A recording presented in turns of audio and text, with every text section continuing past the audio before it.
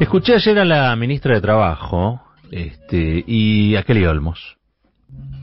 Y creo que tuvo algunas definiciones correctas y otras que fueron muy desafortunadas. Sobre todo aquellas que abonan la idea de que los salarios generan inflación, ¿no? Y esto en relación a la paritaria de camioneros. Allí está Pablo Moyano exigiendo una paritaria del más del 100%, y a la ministra le parece que esa paritaria promueve o estimula la dinámica inflacionaria. Y las cosas tienen un sentido cuando se dicen en determinado contexto y tienen otro sentido, esas mismas palabras, cuando el contexto cambia. Entonces quizá no es lo mismo plantear eso en un proceso donde el salario viene recuperando su poder adquisitivo, cosa que ocurría durante los gobiernos kirchneristas, que plantearlo en una situación en la que los salarios ya han perdido más del 20% de poder adquisitivo con Macri, algo más con el gobierno de Alberto Fernández, donde también Cristian Carrillo nos contaba el otro día que el reparto entre capital y trabajo, el reparto entre las empresas y los trabajadores se ha revertido, ¿no? De una especie de 50-50 ha retrocedido. Hoy es prácticamente, han perdido 11 puntos en la participación los trabajadores, las trabajadoras. Es un año en que la inflación realmente va a estar rozando los 3 dígitos. Entonces capaz que eso que dijo la ministra de Trabajo suena raro, es irritante. Pero sobre todo insisto, porque abona esta idea de que la inflación es culpa de los salarios. Y la verdad es que la inflación que tenemos nosotros obedece a muchas causas, pero poner en el centro a los salarios es una decisión política que en las circunstancias por las que atraviesa la mayoría de los que trabajan, casi diría yo, pasa de injusta a hiriente.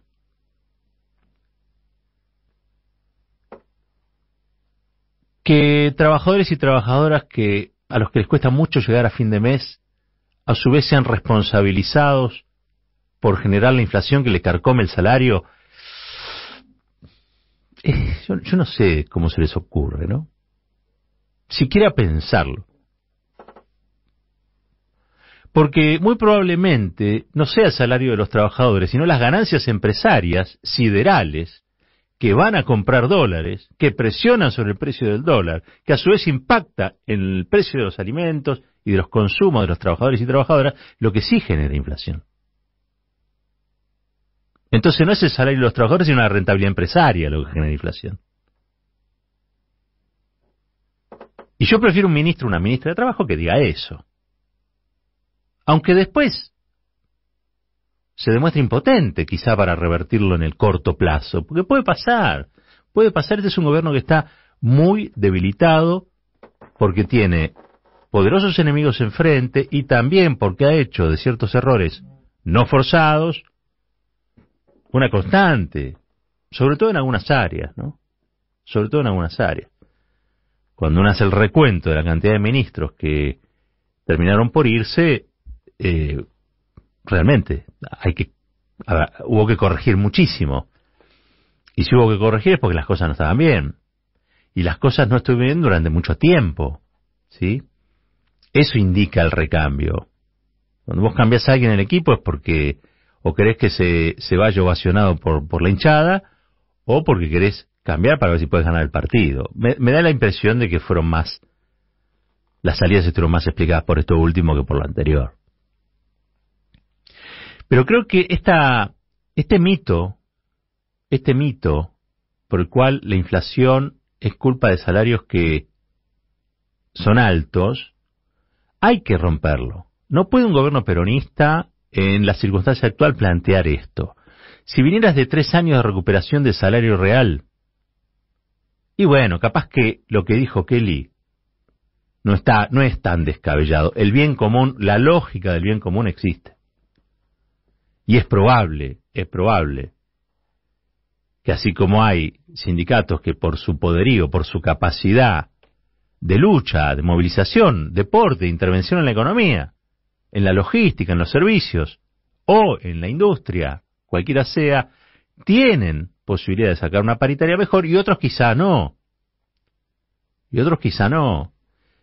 Por lo tanto, ahí el Estado trata de arbitrar un poco para que no se disparen algunos salarios más allá de cierto techo, aunque nunca hubo techo en las paritarias, hay que decirlo, salvo con Macri, nunca hubo techo en las paritarias. Entonces, se apela a la lógica del bien común, etcétera, etcétera, etcétera. Pero en esta circunstancia, a mí me parece sumamente preocupante que se trate de instalar esto. Como me pareció preocupante también, ¿no?, las fuerzas conjuntas que fueron a desalojar mapuches de sus tierras ancestrales y que detuvieron a mujeres mapuche, las trasladaron 1.300 kilómetros, 1.500 kilómetros fuera de su casa, algunas embarazadas, a una cárcel federal, cosa que después volvieron y algunas todavía están detenidas. Bueno, hay asuntos que son desgraciados.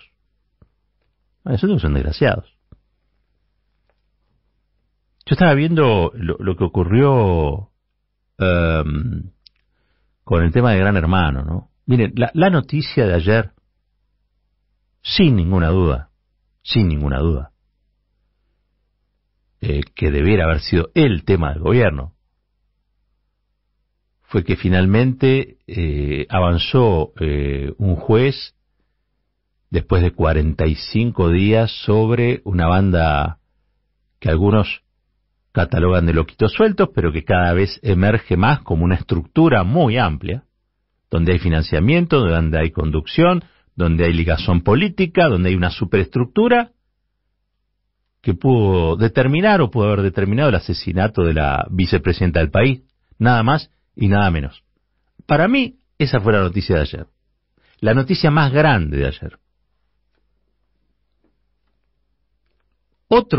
Cualquier otra cosa que el gobierno hablara, iba a conspirar contra sí mismo. ¿Por qué? Porque el gobierno necesita fortalecer a la vicepresidenta. La debilidad de este gobierno es también la debilidad de la vicepresidenta.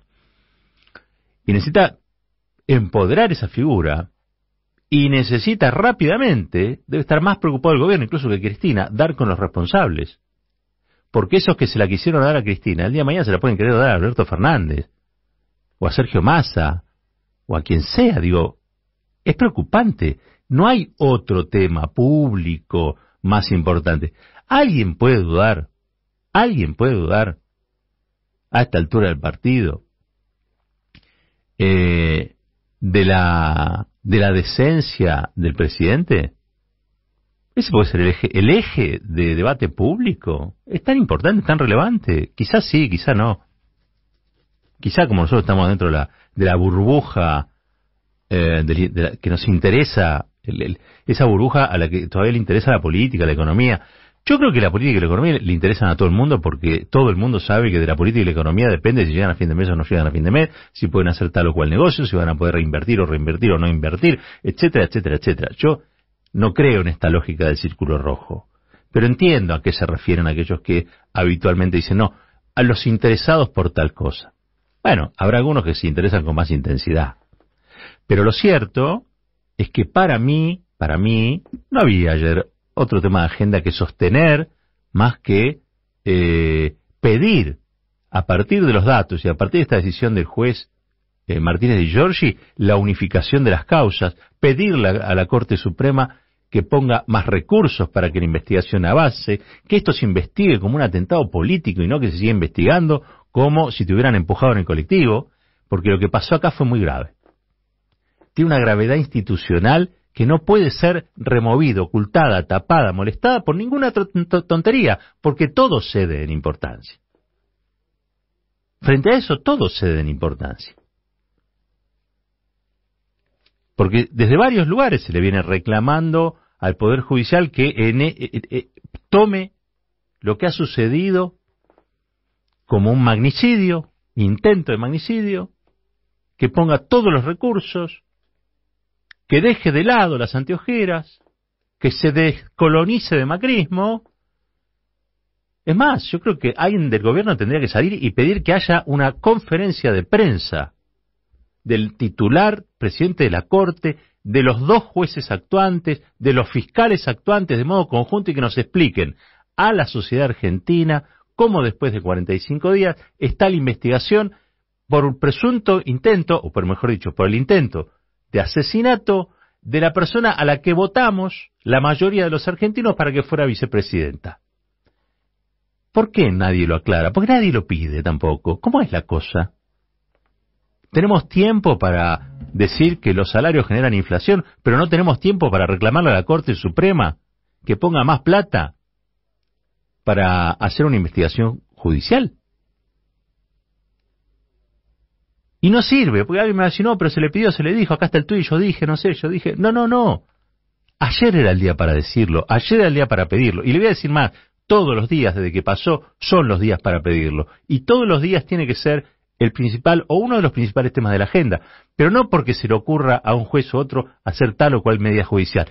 Es el gobierno el que tiene que imponer que esto no sea desalojado con otras cuestiones banales. Puedo decir, ¿no? Es una opinión. Puedo decirlo, ¿no? A mí me parece bárbaro. Yo le quiero avisar a la gente que en esto uno puede y tiene el derecho, como que no, a opinar como quiere. Yo les cuento cómo opino yo en relación a este asunto. Primero, creo que hay que darle importancia a lo que es importante.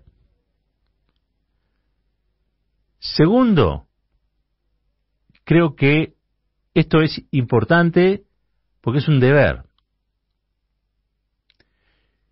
Tercero, creo que los gobernantes tienen que aprender a mandar obedeciendo. Primero que nada, mandar obedeciendo. Que es la única forma efectiva de que el mandar no se vuelva un acto autoritario. Mandar obedeciendo.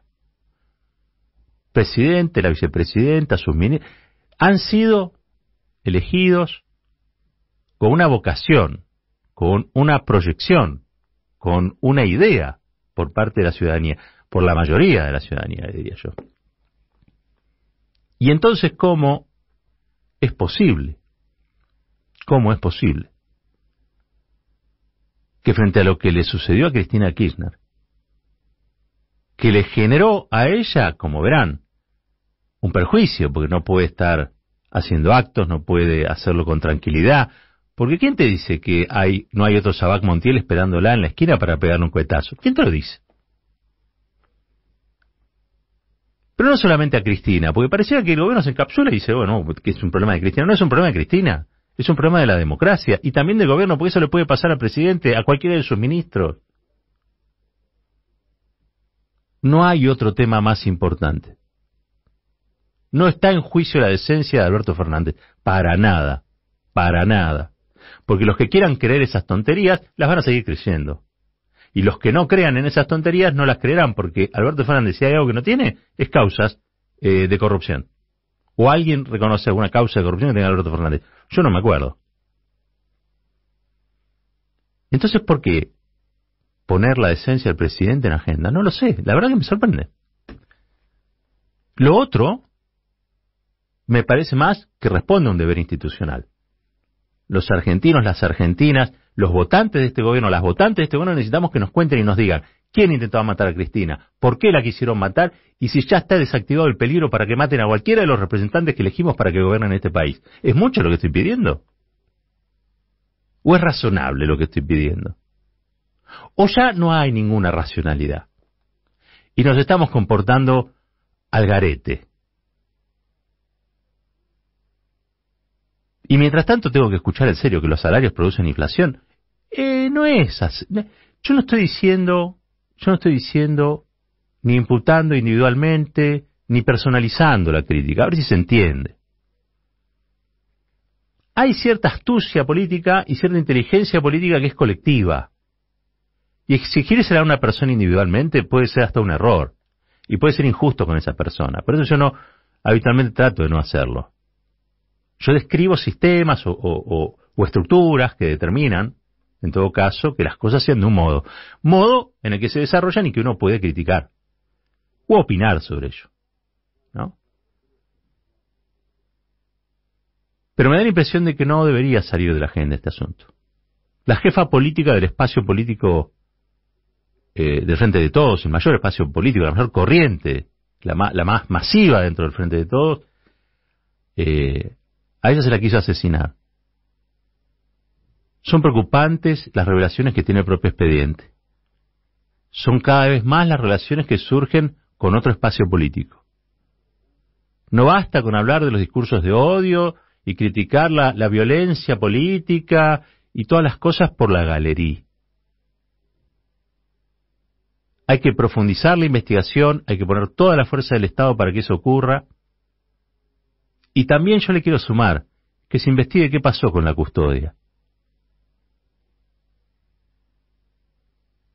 Que se investigue por qué justo ese día que no estaba el jefe de la custodia de Cristina, y evidentemente esta organización lo sabía, sucedió lo que sucedió.